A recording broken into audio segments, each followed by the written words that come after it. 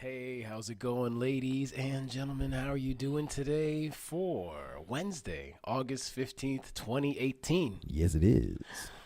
How's it going?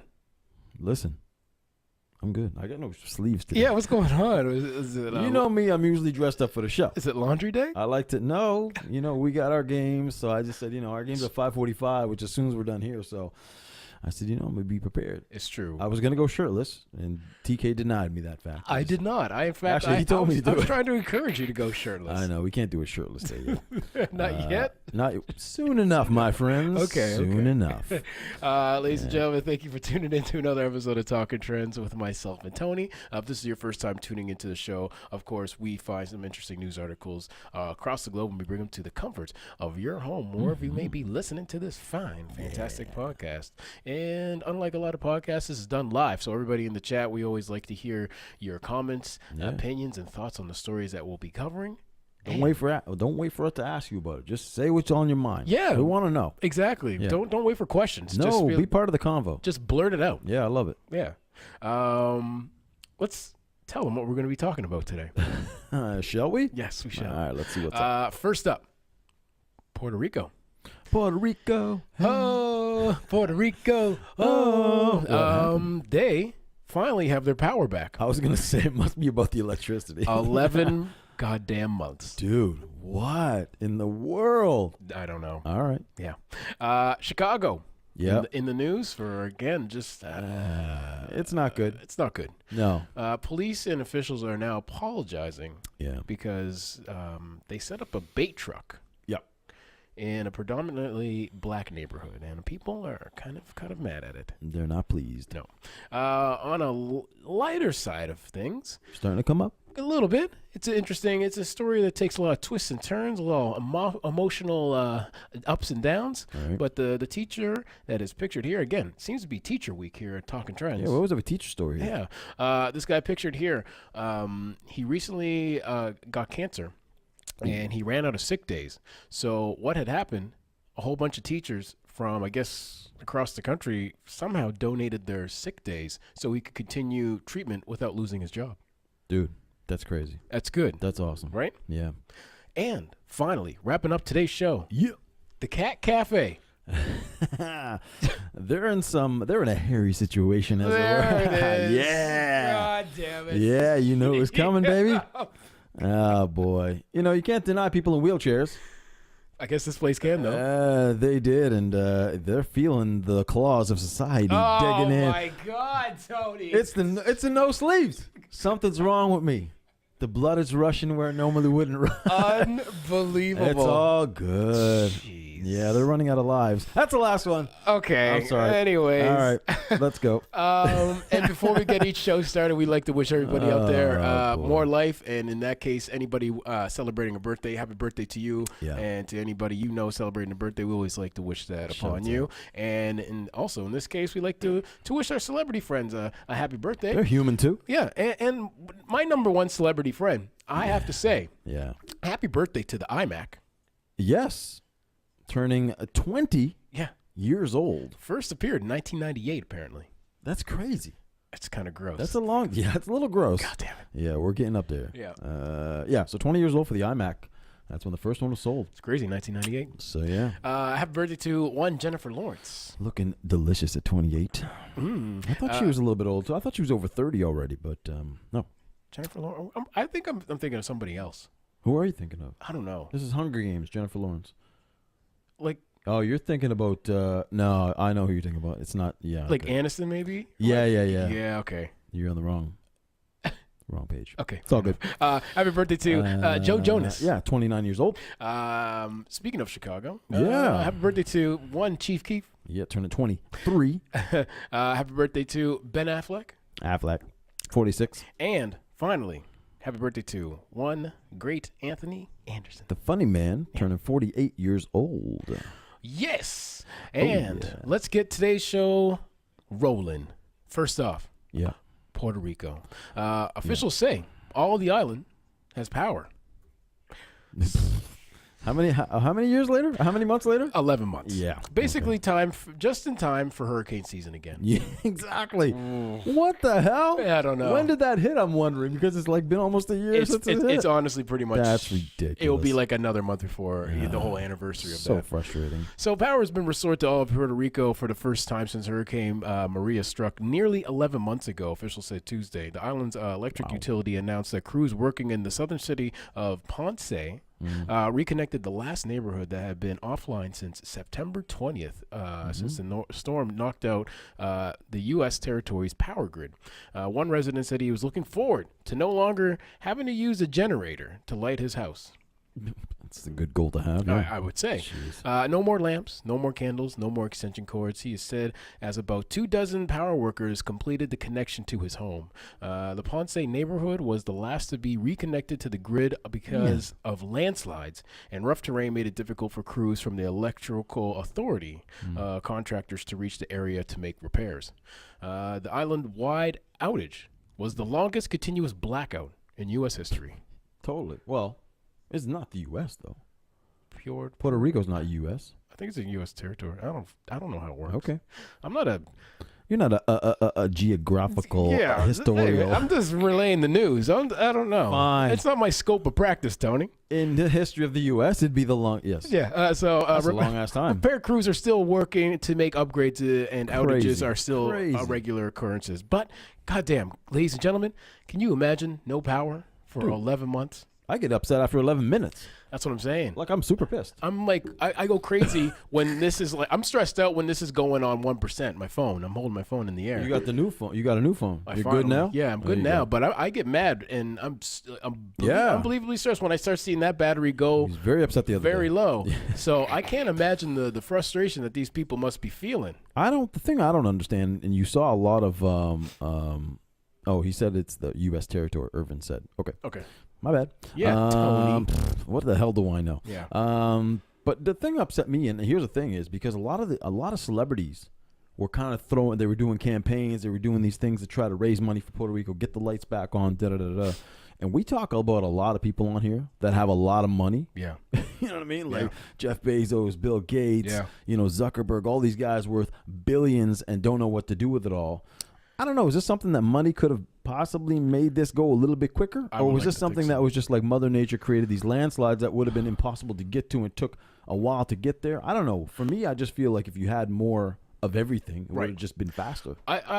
From my knowledge, I know it's a logistical nightmare. Yeah. I mean, in any kind of situation where it's a natural disaster, because, I mean, so many unexpected occurrences can happen and throw you off. Yeah. But also, from my knowledge, I mean, they were trying to sell contracts to certain companies, and it's just like, you know what? I think it should just it should go beyond making money, and it should be focused on the well-being of the people that are there. Right. Maybe once you get things set up, then focus on who gets paid, blah, blah, blah, blah. Because, like, goddamn, 11 goddamn months. I know. But so, I mean, it attests to what you said. I mean, I think a lot more celebrities and people like Jeff Bezos who have a lot of money, they should just have donated it just to help out the reliefs, because, I mean, I don't know. 11 months is insane, man. No, I think you're right, though. But then when you just donate it, it goes somewhere. Now someone is in charge of that money to find the contractor, the workers that are going to do it. And now you got all these people bidding on the jobs, right, to go do the job. And now you're trying to find the best price.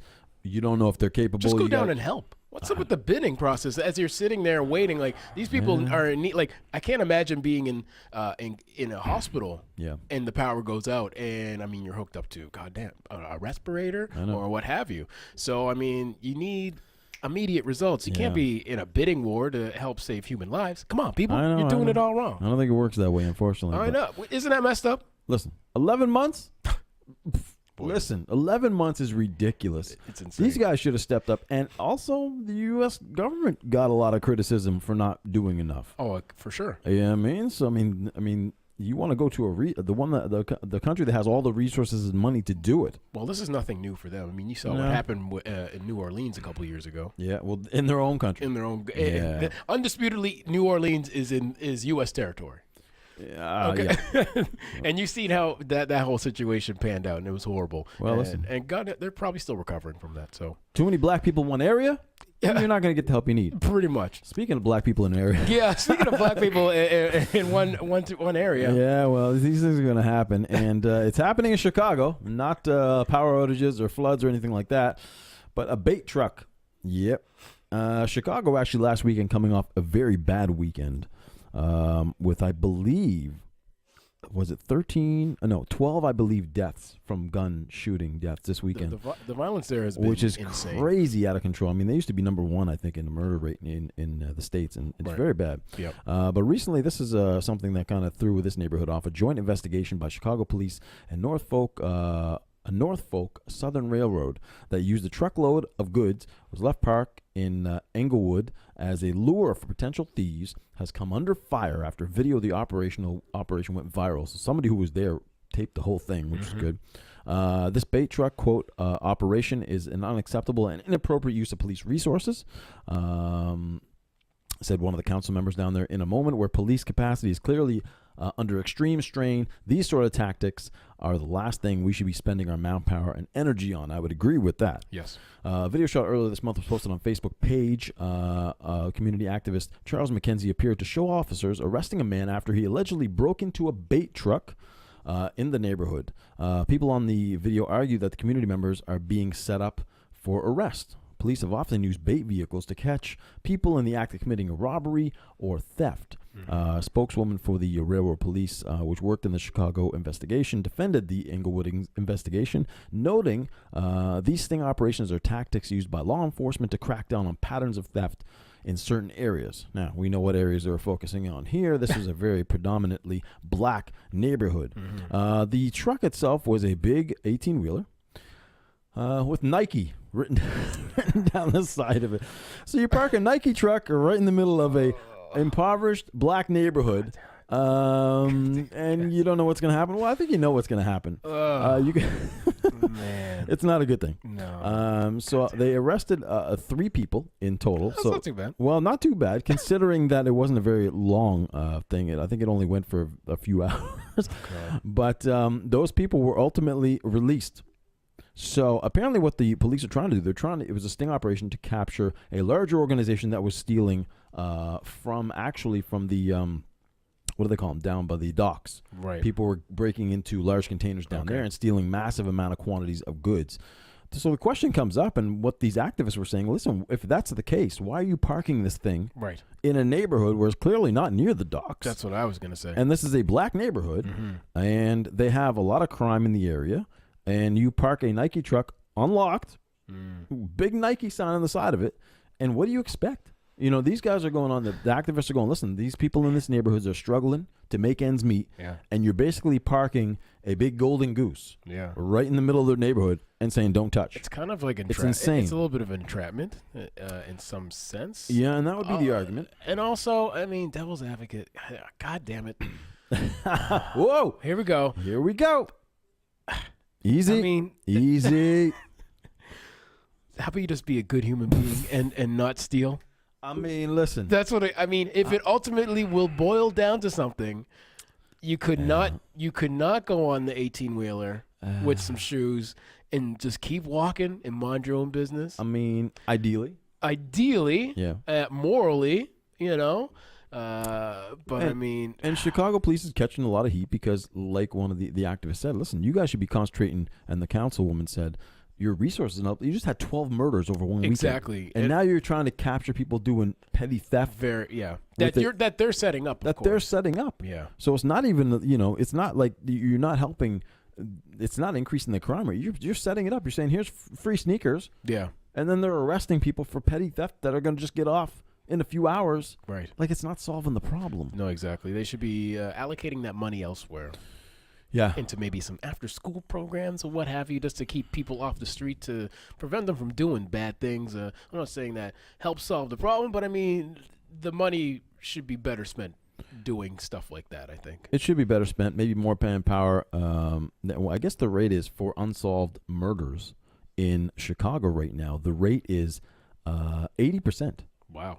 Of these murders to go resolved. Jesus. So unsolved murders is 80%. That's horrible. That's Right? that's not a good look on the police there. Not a good look. So maybe investing more time and your energy that you just set up in this whole bait truck situation, maybe for more policing, Right? could be an idea. Yeah. I'm just throwing it out there. Yes. But anyway, they caught a lot of heat over that, and it's not going well in Chicago. Damn. You may see some more weird stories coming out of there, and maybe some sort of more protests coming out of there. It wouldn't surprise me. It wouldn't surprise me at all.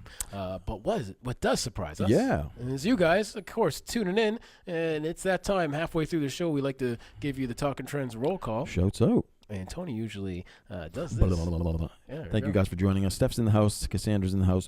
Julie also joining us. Irvin as well. Let me see. Charlene, Brandon. Oh, Brandon Blades, my man. Shouts out. Kathy, also Jonathan and Cromwell in the house. And we also have Ian, Shavante Parsons. What up? Hello. Shouts out, girl. Hey, how's it going? Kimberly joining us all the way from BC. And we also have Evan and Karen. Thank you guys for joining us today. Irvin makes a comment on this one. When was the last time you saw a Nike 18-wheeler? I don't think I've ever seen a Nike 18-wheeler. Yeah, that's a good point. Yeah, You got to know something's up when you see that. Yeah, if he said if it ain't, and also he said if it ain't yours, don't take it. To your point, Exactly. I mean, Right. ultimately, it's just it is very testing. I understand that. It's kind of like if you walk by a Brinks truck and the door's open and you see the lovely bag of money. you know I'm taking it. Yeah, you know what? I'd rather take my chances. Screw you, Brinks. Yeah, you got enough money. Same to you too, Nike. Yeah, You know what? I'm stealing from everyone. nobody's safe Yeah, right no way now. safe. Yeah. So anyway, that's the whole deal in Chicago. So prayers to you guys. All the violence been going on out there, and For sure. if it ain't yours, don't take it Yeah. because they will bust your ass. God damn, it's not worth it, guys. Nope, not at all. Rounding up the second half of the show. Yep. This is a lighthearted story. Okay. So school employees donate sick days to a cancer-stricken teacher, pictured here. Cancer patient Robert Goodman had burned through his paid sick days while undergoing surgery and chemotherapy for colon cancer. The Florida public school teacher figured that he needed at least an additional 20 sick days to deal with more chemotherapy. Wow. But he just didn't have those days, of course. So on July 23rd, Goodman took a selfie and posted it to Facebook and appealed for a little bit of help. Within 4 days, he had enough sick days to cover an entire semester. He said, "I couldn't believe it happened so fast." Wow. He said to CNN. And teachers, staff members, administrators, and even lunchroom workers who pay into Florida's retirement system transferred 75 sick days to Goodman. Wow. 75. Right? Nice. Goodman, who was taught history at the Palm Beach Gardner's Community High School for 23 years, learned he had stage 3 colon cancer in April. He said it was terrifying. He began documenting his journey on Facebook. He said it's the easiest way to let people know how I was feeling and at the same time inspire people who are going through something similar. The response to his appeal for more sick days was remarkable. I wasn't surprised that teachers were giving. Teachers are always giving all the time, he said. When one of their own needs help, they're always stepping up. And there was one outpouring from even some students too. Nice. Yeah, so students sharing stories of how he's positively influenced them and a reminder why he chose to teach. And so he said he can't wait to get back in teaching. Totally. So, I mean, goddamn. There's some good people out there. There's some good people. Yeah.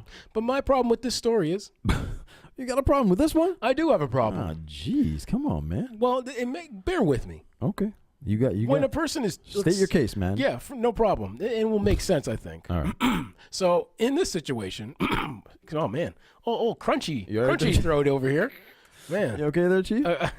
It's got me all All choked up. right, all right. Hold on, I'm gonna clear my throat for a second. Ladies and gentlemen of the jury, please give him a moment Okay. to clear his throat.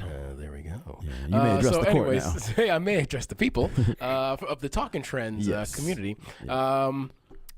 Here's the thing. What's the beef? Why isn't there a system set up for people who are in dire need of time off during certain dire situations as this? Right. Why does it take people to give up their sick days Right. to help out somebody? This should just be automatically. I mean, if this guy, in this guy's case, Yeah. taught 23 years, Yep. this should just be like, hey, take the time off when you need to come back. Yep. we'll still be here. Don't worry. We'll have somebody to fill in for you for this time. I don't think anybody else should lose. Big ups to you for donating the sick time, first of all. Yeah. But I don't think it should result in people ultimately losing their sick time to donate sick time to this guy. I think it should just already be in the system. And there's other places that I doubt that they probably would let this guy go just because of sick time. True. And it's just like, man, dude, you put in 23 years and then you potentially could be let go of a job because you're dealing with a very serious disease. Right. So, I mean, that's the one point. I think you're right. That's the beef you should have. It's with the system, with the school board, whatever the case may be. They should have something in place. If he's in this situation, he's in the private sector. Yeah. Depending on the company he's working for. But I would like to assume that a lot of companies would have a heart. Exactly. You know what I mean? Say, listen, do what you got to do, especially if he's good at his job. Right. You know what I mean? Okay, let's say you've used all your vacation, your sick time, but listen, you got to take care of this. Your job will be here when you return. Right. You would hope that the difference is in the private sector, you have a president, somebody who owns the company, whatever the case may be, make that decision. Yeah. You're dealing here with a committee, and this is a public committee. Yeah. And as sad as the situation is, you're going to have a group of people or one or two or three individuals that are going to kick up a fuss. Why is he getting this time off? I can't get time off. There's going to be people like that. Exactly. Which is sad to say that, but I think that's real. Yeah, and I think when it comes to that situation, there got to be some sort of a checklist of things where this time that is given to you is deemed respectable. 100%. By the way, when you were clearing your throat, about 4 people chimed in. "Let Me Clear My Throat" song should have been played. Fair enough. Okay. Yeah. Like that's pretty good. That's a good point. Irvin says if you get cancer, you should automatically have time off to deal with it. Yes. I would agree with that. God damn it. We get sick days, personal days. We for sure should get cancer days that are as long as you need it. I would agree with that. If you can prove you got cancer, I think. Or just not even just cancer, just something, a devastating disease or debilitating, something that requires treatment or is essentially threatening your life and well-being. 100%. I think that should be no questions asked. Just be like, here's a doctor's note. Yeah. This is what I'm going through. Hey, I'm not trying to take advantage of the system. I'll be back. Yeah. But I need to go through these array of treatments, and this is the recovery time. And, you just want to go have the sense of security that you have a job to go back to. The problem is, do people take advantage of it? If someone is taking advantage there's some shitty people out there, bro. And we've covered that. We've covered many of them. And there are people, who have faked having cancer. They've had kids saying that their kids had cancer and crowdfunded to raise money. Exactly. Which is crazy. But ultimately, I think, again, there has to be some sort of application process. It has to be backed up. Obviously, you just for sure. You just can't say I got cancer. Totally, 100%. See you in 6 months. 100%. There has to be backed up with doctors. Cassandra says they definitely should have a union, and if they do, there aren't. If they do, there aren't going there. Sorry, they aren't doing their job. So that's true. If there's a union, they're obviously not doing what they're supposed to be doing. True. Especially if the guy, she said, has 23 years of teaching. You figure you have a little bit of tenure there, and you've earned it. The fact he's turned worked the back on the guy. The fact that he's ludicrous. worked 23 years, and he's already out of sick time blows my mind. I can't imagine working for a place for 20 plus years of my life, putting in God knows how many hours, and if I need, let's say, 60 days out of my 23 goddamn years I put in, and I still don't have enough. It's kind of crazy. And it's then on top of it, I just don't like the stigma where people are sometimes afraid to use their sick days because they might come back to work and all of a sudden like, oh, were you really sick? And they're shamed. This whole thing, right? And you don't take your sick time, and it becomes this whole thing. I think that's why you get a lot of people that are they don't want to become teachers. There's so many things against the low salary, this situation here, and the way they have to deal with children. They're not able to discipline children properly. You can't fail anybody. There's a lot of negatives. So shout out to the teachers that put up with this stuff every single day. Shout out to the good teachers. The good ones, not the crappy ones. Yeah. Forget you guys. Yeah. But I don't know. It's a sad state, man. But hopefully, good on the other teachers. Good on everybody who donated their sick days towards this gentleman who seems to really appreciate his job, and he can't wait to get back to teach. And, of course, prayers and positivity goes out to him. And Yeah. Shoto. Yeah. And finally, wrapping up today's show. Yeah. The Cat Cafe. Well, listen, it's a good idea. I like it. Yeah. But it should be accessible to all. How this is not, I have no idea. Okay. Because I think most businesses are supposed to be accessible to wheelchairs. And if they're not, they should be accommodating. Well, the Cat Cafe doesn't see things the same way as you and I do. The issue of accessibility in Canada is a larger one than the Cat Cafe in Toronto, of course. It's called the Meow Cat Cafe. It was in the news all weekend because a 16-year-old wasn't allowed inside for a birthday outing because he uses a wheelchair. Oh, wow. Adam went to the cafe Friday after seeing the report to check it out. He hoped that there was more to the story. He told the Post in an interview quickly he realized there was not. So, quote, as soon as we went through the door, she was yelling. This is the person who was working there. Quote, no wheelchairs. Wow. No wheelchairs. Yo! It seems incredible in the true sense of the word. The owner told him he could only come in if he left his wheelchair outside. How in the world, if he's in a wheelchair, would he get in? Like, he can just park it and get up and walk? So you have to leave your wheelchair outside, and then said he could come inside if he didn't move. Even when he was stationary, the owners took the cats away from him when he tried to pet them. Okay, this is crazy. It's getting worse. Adam and his partner captured their time inside on video and posted it up, of course. Quote, this is a place where cats' safety is a priority, the owner said. You keep moving. Why? You're blocking the customers. The interaction was awkward at times. The owner eventually called the police on Adam, insisted that he should not be allowed inside and served. Police never showed up. The cafe appears to have closed its doors. Adam saw a sign in the window Saturday announcing that the cats were, quote, in a state of too much stress and anxiety after being around people with wheelchairs and walkers. This is crazy. What in the world? Anyway, oh my God. Okay. So yeah, this is what's going on. I can't imagine what was going through that person's. Well, it's like, sir, yeah, you can't come in. Why? You're in the wheelchair. Yeah. That's like almost. That'd be like a person saying you can't come in because you're black. Yeah. I feel like it's very close to the same level, if not. I don't know. It seems very discriminatory. Yeah, I mean the sign. Yeah, slightly. I'm just going on. The people that own it are Asians. So why would you discriminate? Like, you're probably battling the same kind of climb. Yeah. The sign on the cafe's doors also accused Global News reporter Matt Bingley of lying and discrediting the owner's point of view because they are weak women and Asians who don't speak English well. Anyway, Adam is optimistic. He's optimistic because guess what? He's probably going to sue. If passed, we'll create an accessibility commissioner and regulations for sectors that fall under federal jurisdiction. Businesses that don't comply could face up to a $250,000 fine. I've always thought if you're going to open up a business open to the public, I think now, these days, it should be a requirement for you to have wheelchair accessibility. Well, I'm pretty sure. And then you have to also throw your views on what you may think of people in wheelchairs and other disabilities.